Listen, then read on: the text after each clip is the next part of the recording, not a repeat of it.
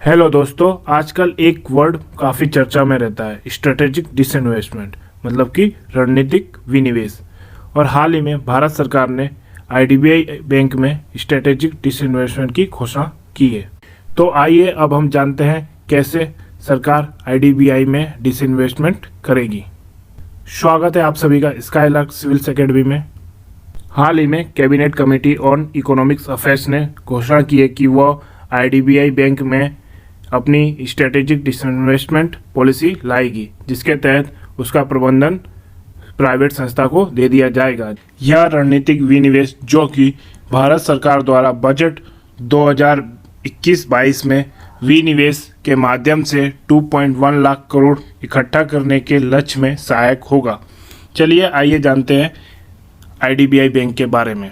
IDBI, जिसका full form है industrial development bank of India, प्रारंभ में इसे आईडीबीआई के नाम से जाना जाता था, फिर बाद में इसका नाम चेंज कर आईडीबीआई बैंक लिमिटेड कर दिया गया। इसकी स्थापना वर्ष 1964 में की गई थी। इस बैंक का कार्य है भारतीय उद्योगों के विकास के लिए ऋण प्रबंधन कराना, साथ ही साथ अन्य वित्तीय सुविधाएं भी प्रदान करना। चलिए अब जान लेते हैं कि जो cabinet committee on economic affairs है उसने क्या कहा।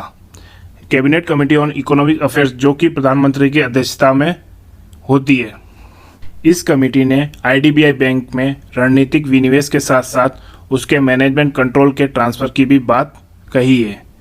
और भारत सरकार और एलआईसी के पास आईडीबीआई में 94% से भी अधिक की हिस्सेदारी है, जिसमें भारत सरकार की 45.48% है और एलआईसी की 49.24% हिस्सेदारी है। और वर्तमान में एलआईसी ही इसके प्रबंधन नियंत्रण को, मतलब कि मैनेजमेंट कंट्रोल को देखती है। साथ ही साथ वह इस बैंक की प्रमोटर भी है और भारत सरकार इस बैंक की सह प्रमोटर के तौर पर कार्य कर रही है।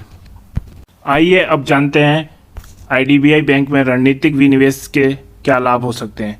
जैसा कि भारत सरकार ने बताया है कि इससे सुधारात्मक कदमों को बढ़ावा मिलेगा।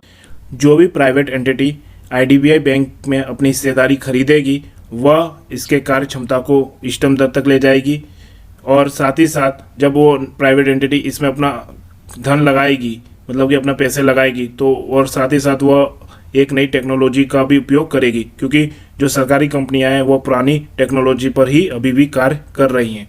तो इसलिए जब प्राइवेट एंटिटी जब इस बैंक में आएगी तो वह अपनी नई टेक्नोलॉजी को लेकर आएगी, जिससे उसकी जो प्रबंधन की क्षमता होगी वो भी बहुत अच्छी हो जाएगी, जिससे यह बिना एलआईसी और सरकारी सहायता से अधिक कारोबार सृजित करने में सफल होगी। और सरकार जो विनिवेश यानी रणनीतिक विनिवेश से प्राप्त होने वाले संसाधनों का उपयोग करके विकास कार्यक्रमों में वित्त पोषण करेगी, जिससे देश के नागरिक लाभान्वित होंगे और विनिवेश के जरिए सरकारी कंपनियों को प्रतिस्पर्धा में सक्षम बनने के लिए भी मदद मिलेगी।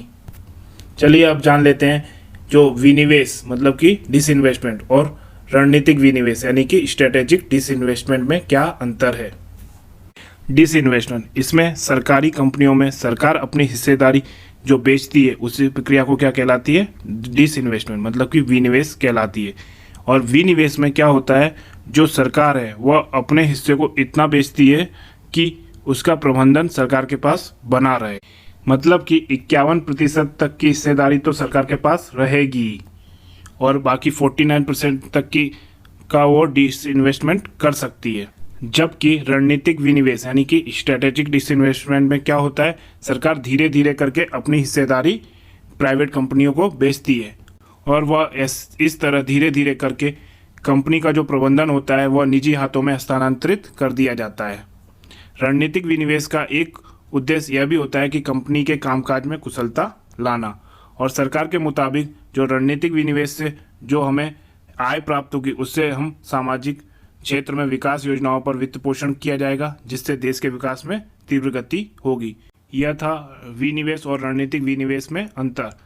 यहाँ पर एक और बात याद रखिएगा कि विनिवेश में सरकार अपने पास मैनेजमेंट रखती है, मतलब कि 51% की हिस्सेदारी सरकार अपने पास ही रखेगी, और जबकि रणनीतिक विनिवेश में वह अपना मैनेजमेंट भी प्राइवेट एंटिटी को बेच देगी, मतलब कि वह उसकी हिस्सेदारी 51% से कम हो जाएगी और 51% से अधिक किसकी हो जाएगी, प्राइवेट एंटिटी की हो जाएगी। आज के हमारे इस आर्टिकल में इतना ही। और पीडीएफ के लिए आप हमारे टेलीग्राम चैनल को ज्वाइन कर सकते हैं, जिसकी लिंक डिस्क्रिप्शन बॉक्स में दी गई है। Thank you for listening.